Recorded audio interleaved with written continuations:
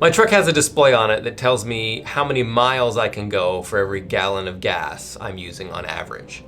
And it's interesting to kind of watch because obviously it's more work to get a car started, to get a car moving, than it is to keep it going. So you're driving on the highway and you're going to get much better mileage, far more miles per gallon of gas while you're just maintaining movement and speed. Stop and go traffic is a completely different beast. It takes a lot more gas to go a lot shorter distance because you keep stopping and starting, and it takes more energy to get the car moving than it does to keep it moving. And it's interesting to have that gauge because it lets you kind of pay attention to the kind of driving that gets you the most bang for your buck and the kind of driving that is more costly because you're not going nearly as far for the amount of gas that you're using. Now, what if we had a gauge like that for our productivity, our effectiveness during our day? I bet it would change the way that we structure our work, maybe the way that we group projects together or spread them apart. Because I would imagine if you look at how you spend your day, how most of us spend our day, it's not highway miles, right? It's stop and go. It's starting this project and barely getting a chance to make any progress before we're interrupted and distracted and have to move on to a different project.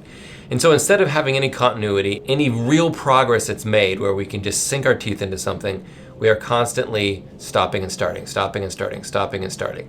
And while it is probably pretty clear that that is a costly thing to do in your vehicle, we should be aware of the fact that it is just as costly with the way that we spend our time during our day. Some work environments, that is far less avoidable than others, but you are always going to spend more time doing less when you aren't conscious of the way you spend your time, when you aren't aware of the habits and practices that you have.